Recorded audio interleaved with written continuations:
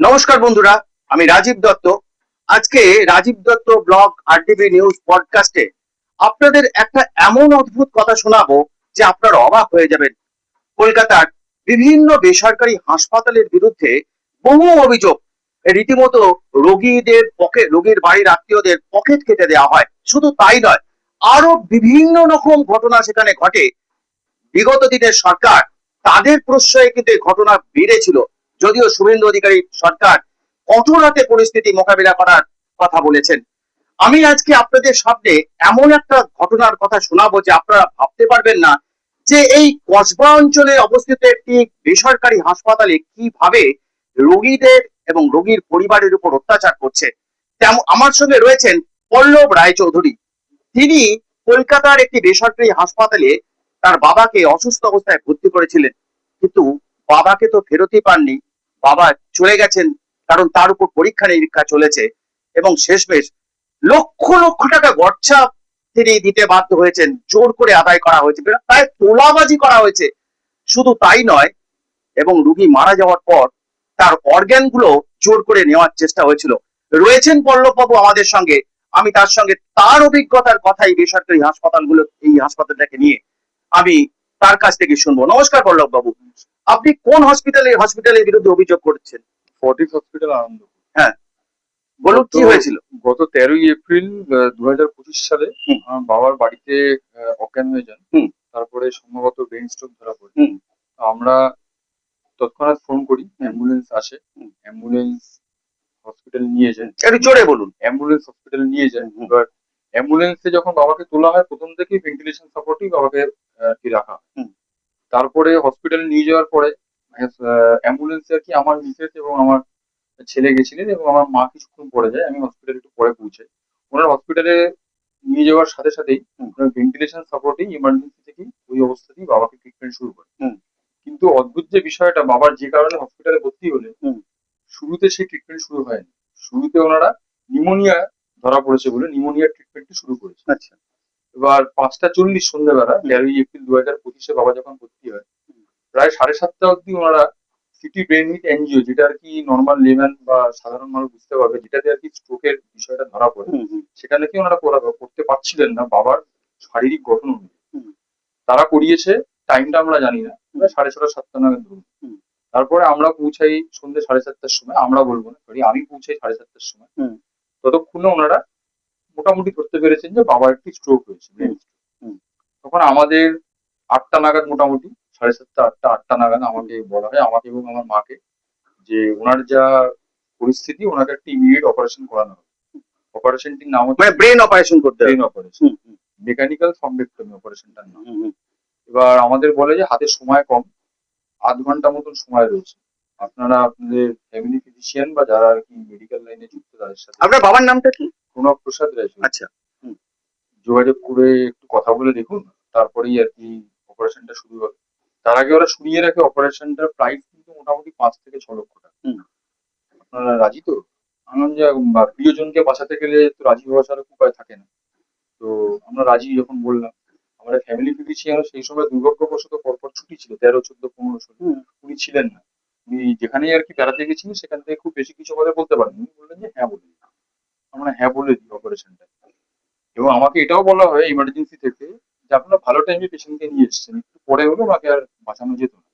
তো একটা wishful thinking, ওনাকে রিকভারি করার চান্স রয়েছে। আমরা রাজি হয়ে যাই। দুর্ভাগ্যবশত একটা কথা আরেকটা বলার রয়েছে, পরবর্তীকালে মেডিকেল রেকর্ডে চিহ্নিত করলে দেখা যাবে ডক্টর অমিত হালদার, নিউরোলজি, যিনি হেড অফ দ্য ডিপার্টমেন্ট, যার আন্ডারে আমার বাবা, এটা ফর্টিস হসপিটালে head of the department neurology, যথেষ্ট নাম করা ডাক্তার অমিত হালদার। উনি কিন্তু আমার বাবার যে এতক্ষণ ধরে ভর্তি এবং ট্রিটমেন্ট চলল, উনি একবারের জন্য হসপিটালে বাবাকে দেখতে আসেননি এবং উনি হসপিটালে ছিলেন। আচ্ছা। এবং আমার যথেষ্ট সন্দেহ যে রবিবার দিন এ ধরনের প্রাইভেট হসপিটালে কোনো পেশেন্ট যদি ভর্তি হন, তাকে পরিচর্যার জন্য বড় ডাক্তার হয়তো পাওয়া যাবে। যাই হোক, তারপরে আমার বাবাকে নিয়ে যাওয়া হয় ওটিতে। তখন প্রায় 9:30 9:20 এরকম বাজে। 2 ঘন্টা ধরে অপারেশন চলেছে। রাত 11:30টার সময় যখন অপারেশন শেষ হয়, তখন অপারেশনটা করে doctor Manoj Mahato, visiting consultant ওই হসপিটালে ডক্টর। উনি আমাকে এবং আমার মাকে দেখায় কিভাবে অপারেশনটা হয়েছে তারা গ্রাফিক্যাল রিপ্রেজেন্টেশন দেখায় কম্পিউটার, সেটা আমাদের পক্ষে বোঝা সম্ভব না। হুম। আমাদের একটি রক্তমাখা রুমাল দেখায়, হুম, কিছু আর কি শক্ত শক্ত টুকরোর মতন, পাথরের মতন, ওগুলো আর কি হুম, ক্লথ, হুম, হুম, যেটা ওনারা বলেন যে ওনারা বের করেছেন অপারেশন। হুম। কিন্তু রিকভারির কথা যখন জিজ্ঞেস করি, ওনারা বলছেন যে এই মুহূর্তে তো আমাদের বলা সম্ভব নয়, সময় লাগে। হুম। আমরা তখন বলবো যে আমরা এখন কি করবো, না আপনারা চলে যান, ওনাকে বেডে দেওয়া হচ্ছে। আমরা যখন বললাম কি বেড, ওনাকে সেই ভেন্টিলেশন বেডেই আইসিইউতে শিফট করা হবে হুম। 13 এপ্রিল রাত্রিরে। হুম। আমরা মোটামুটি রাত 12টায় বাড়ি আসি। হুম। পরের দিন সকালে যখন আবার হসপিটালে যাই, ওনার কোনো রকম ইমপ্রুভমেন্ট নেই। হুম। এবার এই প্রসঙ্গত বলে রাখি, বাবার একটা হার্টের ব্লকেজ ছিল। হুম। এবার যখন হসপিটালে ওরা ভর্তি হন, উনি কিন্তু নিউরোলজিক্যাল ট্রিটমেন্ট শুরু করলেন। হার্টের ব্লকেজে স্ট্রোকের পরিমাণে একটি কার্ডিওলজিস্টের কোনো ইন্টারভেনশন দরকার পড়ে, সেরকম কোনো ডাক্তার কিন্তু ছিলেন না। মানে প্রথম থেকে নেগলিজেন্সি শুরু হয়েছে, হ্যাঁ, টাকা ইনকাম করাটা ওদের লক্ষ্য একটা। 14 তারিখে দিনের বেলা দুপুর বেলা অব্দি কার্ডিওলজিস্ট আমার সেরকম কোনো আমার কাছে ইনফরমেশন নেই। মোটামুটি দুপুরের পরে ডক্টর প্রিয়ম মুখার্জি কার্ডিওলজিস্ট, তার সাথে আমার বাড়ির লোকের আমার একটু কথা হলো। উনি তখন বললেন যে ফার্স্ট অপারেশনের পরে এখন অব্দি কোনো সেরকম ইমপ্রুভমেন্ট নেই, কিন্তু ওনার বাঁ হাত লেফট হ্যান্ডে একটা ব্লুইশ নেচার দেখা যাচ্ছে। এবার সেই পরিস্থিতিতে আম, এই প্রসঙ্গে আরো একটা কথা বলে রাখি। আহ ডক্টর প্রিয়ম মুখার্জি, যিনি আর কি প্রথম থেকে ছিলেন না, তিনি হেপারিন নিয়ে হুম। বলার চেষ্টা করেছিলেন যে হুম। যে সমস্যাটা হয়েছে বা ব্লুইশ যে ইয়েটা রয়েছে, ওটা যদি ঠিক করা যায় তাহলে হয়তো অপারেশন করা দরকার পড়বে। হুম। হুম। এবং এক্স্যাক্টলি কি পরিমাণে স্ট্রোক হয়েছে সেটা নিয়ে আমাদের মধ্যে অনেক রকম মিস ইনফরমেশন দেওয়া হয়েছে। কখনো বলছে লেফট সাইড পড়ে গেছে, কখনো বলছে রাইট সাইড পড়ে গেছে, এবং আলটিমেটলি ব্রেন স্ট্রোক না প্যারালিসিস সেটা নিয়ে ওরা আমাদের কিছু বুঝতে পারছে না না, না অথচ কিন্তু একটা অপারেশন করিয়ে প্রায় 6-7 লাখ টাকা একদিনই ওরা ইনকাম করে নিয়ে নিয়েছে। নিয়েছে। তারপর ওরা বুঝতে পারছেন না। আমাদের এখনো 14 তারিখ বিকেল বেলা মোটামুটি একটু কনফার্মেশনের জায়গায় আসলো, দুপুরবেলা সকালবেলা অব্দি ওরা বলতে পারছে না যে এক্সাক্টলি প্যারালিসিস না ব্রেন স্ট্রোক না অন্য কিছু। হুম। ওনার মাথাতেই হয়েছে না সারা শরীরে কিছু হয়েছে। 14 তারিখ বিকেল বেলার দিকে আমাদের বলা হলো না ওটা ব্রেন স্ট্রোকই হয়েছে। কার্ডিওলজিস্ট একজন ডক্টর প্রিয়ম মুখার্জি, যার কথা আমি বললাম, উনি বললেন যে এরকম হেপারিন দিয়ে আমরা চেষ্টা করছি যদি ঠিক করা যায়। ফার্দার আর কিছু আমাদের জানানো হলো না। 15 তারিখও আমরা দেখতে গেলাম, বাবা একই অবস্থাতেই 319 নম্বর বেড এমআইসিইউ যেখানে ভর্তি ছিলেন সেখানেই শায়িত। আমরা সবাই দেখতে যাচ্ছি, কোনো রকম ইমপ্রুভমেন্ট নেই, সারা শরীরে নয়। অদ্ভুত ভাবে 15 তারিখে দুপুরবেলা আমরা যখন বাড়ি চলে আসি, বাবাকে সকালবেলা দেখে আমাদের ইমার্জেন্সি কল করা হয়, এই মুহূর্তে আপনার হসপিটালে আসুন। ফোনে বলা হয়নি যে কি কারণে ডাকা হয়েছে। মানে আমি যেটা বলছিলাম যে আপনাদের, আমি ইয়েটা যে সংক্ষেপে যাবো, যে 3বার অপারেশন করা হয়েছে। হ্যাঁ, 15 তারিখে যে অপারেশনটা করা হলো আমাদের সেটাও বলা হলো যে আপনাদের খুব শিগগিরই বলতে হবে যে ওনার বাঁ হাতের যে কন্ডিশন, আমরা চেষ্টা করেছি হেপারিন দিয়ে, কিন্তু হেপারিন দিয়ে আমরা পারিনি করতে, ইমিডিয়েট জানাতে হবে। হুম। সেটারও কস্টিং 2.5 লাখ টাকার উপরে, এবং ক্যাথিটার যেটা আর কি বলা হলো সেটাও 1.5-2 লাখ টাকা খরচ। 1 ঘন্টার মধ্যে কনসেন্ট দিই। আমরা স্বাভাবিক ব্যাপার, ডাক্তারদের কাছে এরকম পেশেন্টের পরিস্থিতি থাকলে আমরা হ্যাঁ বলা ছাড়া কোনো না বলার অপশন থাকে না। হুম। হুম। হুম। আমরা হ্যাঁ বলে দিই। হুম। তারপর ওই অপারেশনও শুরু হয় 15 তারিখে বিকেল 5টা 20 নাগাদ অপারেশন শুরু হয়। সেই অপারেশন শেষ হয় 7:30টার সময়। হুম। অপারেশনটা সাকসেসফুল হয়, ওই অপারেশনটি সাকসেসফুল হয়। বাবার হাত যে অ্যাম্পুট করার কথা ছিল সেটা হয়নি। হুম। তারপরে আমরা যখন উইশফুল থিঙ্কিং এবং পজিটিভ অ্যাপ্রোচ নিয়ে ভাবছি যে বাবা রিকভারি করবে, যেটুকু হসপিটাল থেকে বলা হয়, আমরা বাড়ি চলে আসি। সেই দিনই 15 তারিখ রাত্রি 11টার সময় আবারও একটা ফোন আসে হসপিটাল থেকে। মানে কোন হসপিটাল, হসপিটালের নাম বলুন। ফর্টিস হসপিটাল আনন্দপুরের ডক্টর জ্ঞান প্রকাশ গুপ্ত, হুম। যিনি সম্ভবত আরএমও আইসিইউ ওয়ার্ডে, তিনি আমাকে আমার মিসেসকে ফোন করেন। হুম। ফোন করে বলা হয় যে দুটো অপারেশন হয়ে গেছে, আবার একটা কথা আপনাদের বলতে খারাপ লাগছে, ওনার ব্রেনে ইডিমা বা জল ফর্মেশন করছে। হুম। তখন আমার মা এবং আমার বাড়িতে এবং আমি সবাই মিলে যখন বলছি যে এটা এতদিন 13 তারিখ থেকে 15 তারিখ অব্দি আপনারা বুঝতে পারেননি যে জল জমছে, ওনারা বললেন যে না, জল তো একটু একটু জমছিল, সেই পরিস্থিতিতে আসেনি বলে আপনাদের বলা হয়। এখন যে পরিস্থিতি এসে গেছে আবারও একটা সার্জারি করা হতে পারে। হুম। 15 তারিখ রাত 10:30 11টা নাগাদ ফোন এসছে। হুম। তখন আমরা যখন বলি যে এটার কস্টিং কিরকম, ওনারা কস্টিং কিছু বলতে পারেন। তোমরা বলেন কখন করা হবে, বলছে আমরা সকালের দিকেই করবো। প্রসঙ্গত বললে কি, এই অপারেশনের কোনো কনসেন্ট ফর্ম কিন্তু রিটিন ভাবে আমাদের সই করানো পারমিশন নেয়নি। না, রিটিন ভাবে বলা হয়, কারণ এতটাই নাকি ওদের আর্জেন্সি করা। হুম। তখন আমরা এটাও বলি যে আমাদের, আমি যেহেতু সরকারি কর্মচারী, ওয়েস্ট বেঙ্গল হেলথ স্কিমের আন্ডারে বাবাকে যদি ট্রান্সফার করি অপারেশনটা করানো যায়, কিছুটা ফিনান্সিয়াল ইয়েটা কমতে পারে। হুম। ওনারা তখন বলেন যে আমরা কথা দিতে পারছি না, কারণ পেশেন্টের যে অবস্থা ইমিডিয়েট অপারেশন করাতে হলে হেলথ স্কিমে কনভার্সন মানে ট্রান্সফারের করার সময় আমরা দিতে পারবো। হুম।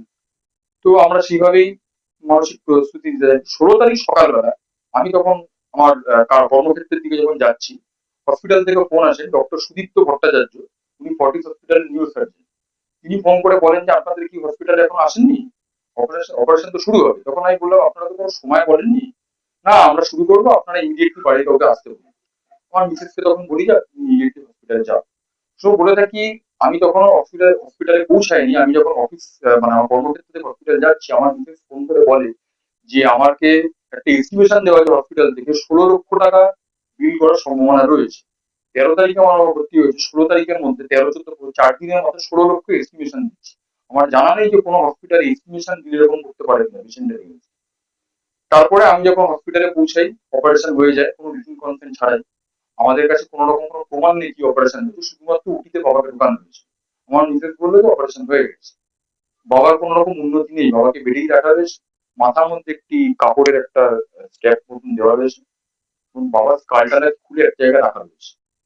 এই পরিস্থিতিতে আমরা এক্সপেক্ট করি যে বাবা হয়তো 16 তারিখে কিছু রিকভারি করবে, 16 তারিখে কোনো রিকভারি করে। 16 তারিখে অনেক কষ্ট করে আমরা ওয়েস্ট বেঙ্গল হেলথ স্কিমের রাতের দিকে ট্রান্সফার করি বাবা। 17 তারিখে যখন আমি বাবাকে দেখতে যাই, 17 তারিখ সকালবেলা ডক্টর দেবজ্যোতি দত্ত এবং ডক্টর সুদীপ্ত ভট্টাচার্য, যিনি আমার বাবার থার্ড অপারেশনটা করিয়েছেন ফর্টিস হসপিটাল আনন্দপুরে, তারা আমাকে বলে দেয় যে মানসিকভাবে প্রস্তুত থাকুন, আমরা সমস্ত চেষ্টাই করেছি। 3টে অপারেশন করার পরে ওনার কোনো উন্নতির জায়গা দেখতে পাচ্ছি না। উনি কিন্তু ব্রেন স্টেম সেল আস্তে আস্তে কাজ করা বন্ধ হয়ে যাচ্ছে। আপনি ওপরওয়ালা বা ভগবানের ভরসা করুন, যদি রিকভারি করেন এই জায়গা থেকে, আমরা মানসিকভাবে বিপর্যস্ত হই। এই পরিস্থিতি থেকে হসপিটালের তরফ থেকে আমরা কোনো রিপ্লাই 17 তারিখে পাইনি। বাবার যেমন চলছে তেমন পরিস্থিতিতে ট্রিটমেন্ট চলতে থাকে। অদ্ভুত ব্যাপার, 18 তারিখ এপ্রিল মাসের পরের দিন, যেটা সবচেয়ে নক্কারজনক ঘটনা যেটা বলা, সকাল 9টার সময় আমাকে বাড়িতে ফোন করেন doctor Debjyoti Dutta Fortis hospital আনন্দপুরে একজন ডক্টর। তিনি বলেন যে আমরা দুটো অ্যাপনিয়া টেস্ট করে brain stem cell death declare করার জন্য দুটো টেস্ট পজিটিভ আসে এবং আমার বাবার ব্রেন ডেথ ডিক্লেয়ার করে সকাল 9টা 18 এপ্রিল। সেই মুহূর্তে আমার মিসেস এবং আমার অন্য রিলেটিভরা যখন হসপিটালে পৌঁছন, তাদের একটা অন্য ঘরে ডেকে অর্গান ডোনেশন এবং অর্গান কিছু আপনারা কি দিতে ইচ্ছুক, এইবারে নোবেল কজ, এটা খুব ভালো উদ্যোগ, এই বিভিন্ন কথা বলে তাদের বলতে থাকে। আমরা স্বাভাবিক ব্যাপার প্রথম থেকেই না বলি এবং প্রথমে ভালোভাবেই বলি যে আমরা কোনো রকম অঙ্গ প্রতিস্থাপন বা অর্গান ডোনেশনে কখনোই না, এবং উনি যার ব্যাপারে আপনার যিনি ট্রিটমেন্ট করছেন তিনিও কখনো বলেননি এবং আমরা অর্গান ডোনেশন করবো না। ওরা প্রথমবার রিকোয়েস্ট করে, পরে বারংবার ফোন আসতে থাকে বিভিন্ন নাম্বারে, যে নাম্বারগুলো হসপিটালে রয়েছে, তার বিভিন্ন প্রমাণ সাপেক্ষ কল রেকর্ডিং মানে হুমকির সুর। কখনো ভালোভাবে কখনো জোর দিয়ে চাপিয়ে। এবং এবং বিভিন্ন ফোনের মধ্যে একটি ফোন ডক্টর জ্ঞান প্রকাশ গুপ্তা ফর্টিস হসপিটালের আরএমও, যার কথা আমি বলেছি, তিনি থার্ড অপারেশনটা করিয়েছেন, তিনি বলেই দেন ফোনের মধ্যে যে আমরা কিন্তু ডেথ সার্টিফিকেট ইস্যু করে দেবো আজকের দিনই, আপনি আপনার বাবাকে বা পেশেন্টকে যখনই নিয়ে যান এখান থেকে।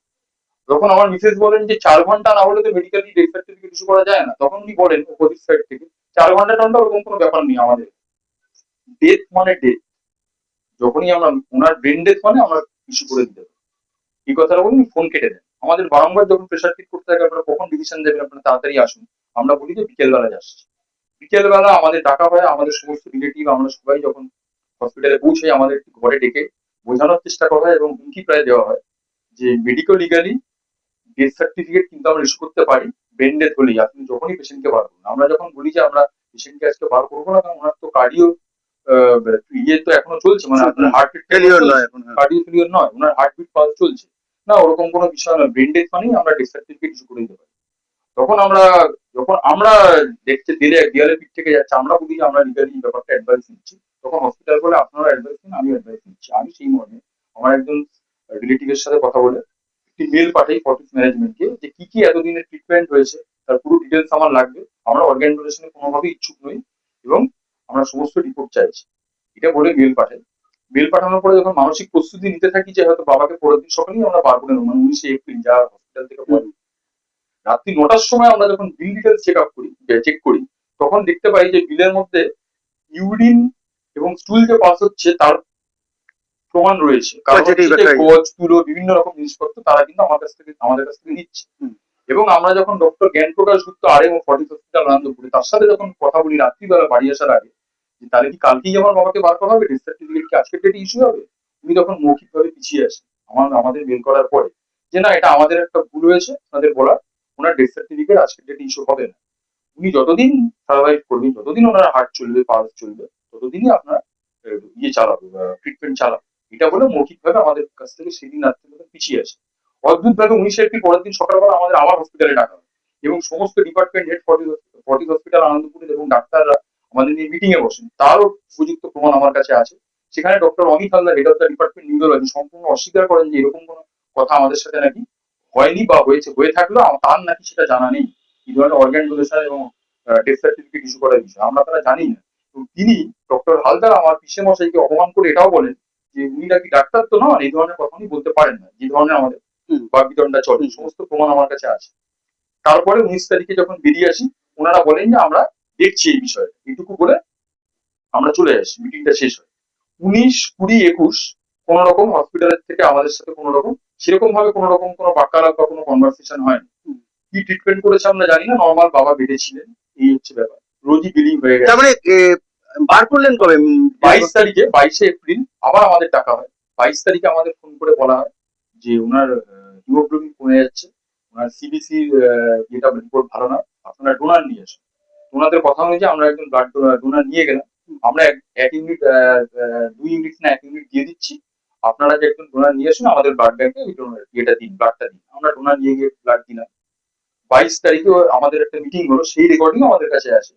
সেখানেও আপনার doctor Suchandra Gadre, medical super Fortis hospital Anandapur, doctor Amit Haldar এবং জয়া নামে একজন ভদ্রমহিলা, আমি জানি না উনি কি পোস্টে আছেন, তারা আমাদের বলে যা হয়েছে সেটা অন্যভাবে নেবেন না, আমাদের কোনো রকম খারাপ উদ্দেশ্য ছিল না। আর ওনার যে অবস্থা, ওনার খুব একটা আশা নেই এই পরিস্থিতি। ওনারা কিন্তু বারবার করে আমাদের বলে গেছেন যে ওনার খুব একটা আশা নেই। এটা প্রথম 2-3 দিন পরে কিন্তু এই কথাটা বারবার করে বলে গেছে। 22 তারিখে এই কথাটাই বলেছেন যে ওনার খুব একটা আশা নেই, আমরা তাও চেষ্টা করবো যতটা আমরা করতে পারি। ব্রেন ডেথ থেকে মানুষ ফেরত আসে না, এই ধরনের কথা। ঠিক আছে, আপনারা অন্যভাবে নেবেন না, এই বলে একটি মিটিং আমাদের ডাকে। মিটিং এ আমরা বলে যাচ্ছি যে আপনারা যেটা করেছেন এর থেকে মানে এটা আমরা আশা করি না তাদের কাছ থেকে। আমরা তো বিনা পয়সা আপনাদের কাছে ট্রিটমেন্ট করিনি। ততদিন আমি বলে রাখি, 4 দিনে 12 লক্ষ টাকা বিল কিন্তু আমাদের অলরেডি হয়ে গেছে। 12 লক্ষ টাকা বিল দিয়েই আমরা ওয়েস্ট বেঙ্গল হেলথ স্কিমে আমরা ট্রান্সফারটা করেছি। 22 তারিখে যখন এই মিটিংটা হয়, মিটিংটা হওয়ার পর আমরা যখন বেরিয়ে আসি, 22 তারিখ বিকেলবেলা আমরা আবার হসপিটালে যাই। হসপিটালের আপনার বাবা যেখানে ভর্তি ছিলেন সে ওয়ার্ডের তরফ থেকে যেগুলো জানানো যায় যে ওনার ভাইটাল প্যারামিটার আস্তে আস্তে খুব খারাপ দিকে যাচ্ছে 22-এ।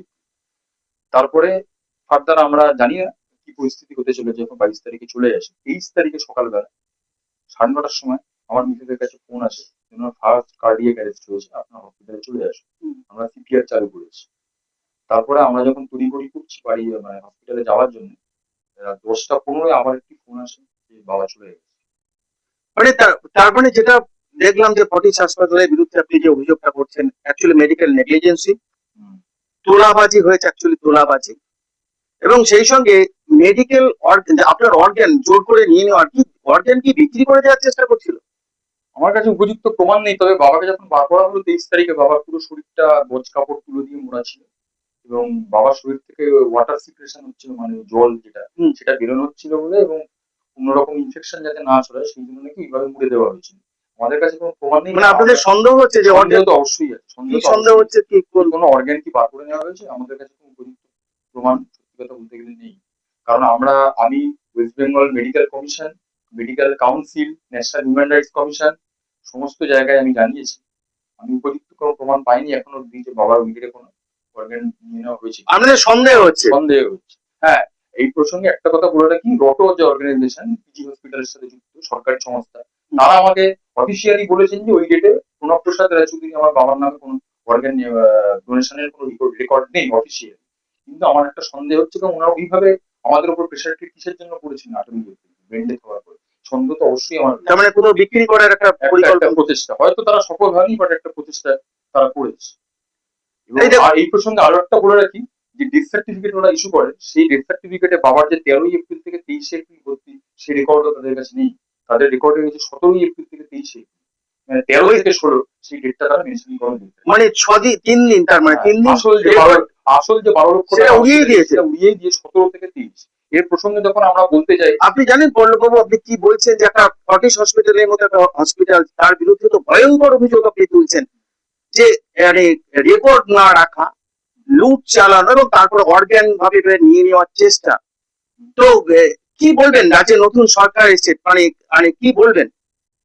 আমি তো এর বিচার চাইছি। আমি নিজে একা চেষ্টা করেছি 1 বছর ধরে, 13 মাস হয়ে গেল। আমি চাইছি নতুন সরকার যদি আমাকে বিচার দেন। আমি তো অনেক মাননীয় শুভেন্দু অধিকারীর কাছে আমি নিজে মেল পাঠিয়েছি, আমি হেলথ ডিপার্টমেন্টকেও মেল করেছি। আমি চাইবো যে বিচার যেন পাই এবং হসপিটালে যারা যারা এর সাথে জড়িত তারা যেন সাসপেনশন হয় এবং তাদের যদি পুলিশি পদক্ষেপ নেওয়া হয়, যে আমি যা যা এবং আমি জানি যে একটা মানুষের চলে যাওয়ায় কোনো টাকা দিয়ে তার বিচার হয় না, কিন্তু আমাদের কাছ থেকে যে লুটতরাজ হয়েছে তারও একটা কম্পেনসেশন আমার আমার বৃদ্ধ মা যে টাকাটা দিয়েছে সেটা যদি আমি দাবি করতে পারি, এটুকুই আমার বলা। আপনার কাছে এখন এই মুহূর্তে ফোনে রেকর্ডিংটা রয়েছে? ফোনটা রয়েছে আপনার কাছে? হ্যাঁ, আমার রয়েছে। আপনি কই শোনান না যে ইয়েটা, ফোনটা নিয়েছো তো বাবু? আপনি আমাকে ওই রেকর্ডিংটা শোনাবেন, যে রেকর্ডিংটা হচ্ছে ওই যে ইয়ে চাইছে, অর্গান ডোনেট করতে বলছে, সেই রেকর্ডিংটা শোনান না, আছে? হ্যাঁ, আমি বার করছি। মানে ওরা যেটা বলছে, আপনি আপনার সঙ্গে কথোপকথন রেকর্ডিংটা আমার ওয়াইফের সাথে হয়েছে। হ্যাঁ হ্যাঁ, সেটা দেখুন, সেটা আছে আপনার কাছে।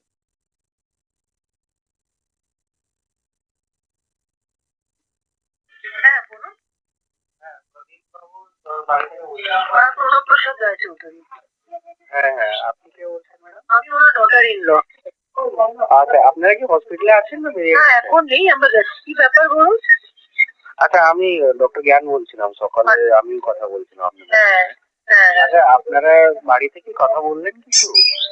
দেখুন, আমরা একটা ব্যাপার যেটা আমি তখন আপনাদের সঙ্গে বলিনি, একটা মানুষ তো এখনো ডেথ হয়নি তার, তাহলে আপনারা কি করে বললেন যে ডিসি মানে ডেথ সার্টিফিকেট? ডিসিটা কি করে 4 ঘন্টা ডেথ হওয়ার পরে তো 4 ঘন্টা পরে ডিসি দেওয়া হয়, তার আগে কি করে ডিসিটা আপনারা তৈরি করেছেন? আমাকে তো বলা হলো যে ডিসিটা আমরা 18 তারিখের ডেটে দেবো, মানে 18th of এপ্রিলের ডেটে দেওয়া হবে, আমাকে ওটাই বলেছেন উনি।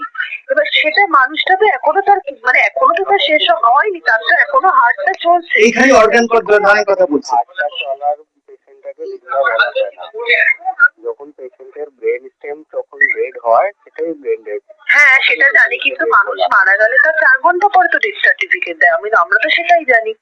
না, ওইরকম কোনো লিগালিটি থাকে না। মারা গেলেন মানে মারা গেলেন, ওটার 4 ঘন্টা রাখার কোনো এমন ব্যাপার থাকে না। ঠিক আছে, আমরা একটু পরে যাচ্ছি, তখন গিয়ে কথা বলবো, ঠিক আছে? ডক্টর জ্ঞান প্রকাশ। অর্গান চাইছে কোনটা? অর্গান আপনাকে বলছে অর্গান, সেরকম কোনো কথা হয়েছে? ডাইরেক্ট বেসিক্যালি অর্গান ডোনেশনের কোনো রেকর্ডিং এই মুহূর্তে নেই। আচ্ছা, ওটা ঠিক আছে। আপনার একটা বড় কল রেকর্ডিং রয়েছে, যেটাতে আপনার পুরো কনভারসেশনটা রেকর্ডিং। অর্থাৎ বুঝতেই পারছেন যে একটা বেসরকারি হাসপাতাল কিভাবে এখানে লুটতরাজ চালাচ্ছে, সেখানে দেখা যাচ্ছে যে তার যারা তিনি পরে লিখেছেন যে তার হার্ট বিট রয়েছে, স্টুল চলছে, অথচ তাকে ব্রেন ডেথ মানে করে তাকে ডেথ সার্টিফিকেট দেওয়ার একটা চেষ্টা করা হয়েছিল এবং তারপরে জোর করে পল্লববাবুদের অর্গান ডোনেশন করার একটা মানে এই এটা চেষ্টা হচ্ছে, অর্গান ডোনেশন করে দিন। অর্থাৎ এই চক্র কিন্তু আমরা বারবার অভিযোগ শুনি। আজকে কিন্তু পল্লববাবু তার শিকার হয়েছেন তার বাবাকে নিয়ে। তাই আমিও কিন্তু একটা একজন সাংবাদিক হিসাবে আমারও কিন্তু দাবি যে এই যে এত বড় চক্র কলকাতার বুকে বেসরকারি হাসপাতালগুলো চালাচ্ছে, তার বিরুদ্ধে নতুন সরকার কিন্তু তদন্ত করুক এবং পল্লব বাবুরাও তিনি যেভাবে তার বাবাকে হারিয়েছেন, যেভাবে তার আর্থিক ক্ষতি হয়েছে, এবং শুধু তাই না, তার বাবাকে হারিয়েছেন, একটা হাসপাতালে নিয়ে গেলেন, তিনি সুস্থ মানে অনেকটাই সুস্থ ছিলেন, কিন্তু তিনি 3টে ঘটনার সম্মুখীন হলেন। একটা হচ্ছে মেডিকেল নেগলিজেন্সি, একটা লুট করা হয়েছে, তোলাবাজি করা হয়েছে, আর একটা হচ্ছে জোর করে ব্রেন তার অর্গান নিয়ে নেওয়ার চেষ্টা। অর্থাৎ এইরকম ভয়ঙ্কর ভয়ঙ্কর অভিজ্ঞতার শিকার হয়েছেন। তাই আমরাও আশা করব সরকার এই ঘটনা তদন্ত করুক। আপনি মুখ্যমন্ত্রীর উদ্দেশ্যে কিছু বলতে চান? আমি এটাই বলতে চাই যে পূর্ণ ঘটনা তদন্ত হোক, আমি কামনা করি। যদি সিসিটিভি ফুটেজ দেখে সম্ভব হয়, কারণ আমি বিভিন্ন বডিতে কমপ্লেন করেছি, West Bengal health commission, medical council, সমস্ত জায়গায় আমি সিসিটিভি ফুটেজ দাবি করেছিলাম, কিন্তু আমাকে দেওয়া হয়নি। আমি সাধারণ মানুষ হিসেবে সিসিটিভি ফুটেজ যদি দেখা হয়, তাহলে অবশ্যই সত্যিটা হয়তো সামনে বেরিয়ে আসবে। এরকম বড় হসপিটাল সিসিটিভি ফুটেজ অবশ্যই আছে বলে আমার মনে হয়। আমি মাননীয় শ্রী শুভেন্দু অধিকারী মহাশয় এবং বাকি যারা যারা রয়েছেন সরকারের প্রতিনিধি, স্বাস্থ্য দপ্তরের সাথে জড়িত, তাদের দেখবো যে এই ঘটনার জন্য বিচার আমরা পাই, আমি পাই এবং আমার পরিবার পায় এবং আমার বাবার আত্মা যেন একটু শান্তি পায়, এটুকুই। পল্লববাবু, আমরাও চেষ্টা করব আপনি যাতে বিচার পান, আমরাও এটা সরকারের কাছে তুলে ধরার চেষ্টা করবো। ধন্যবাদ।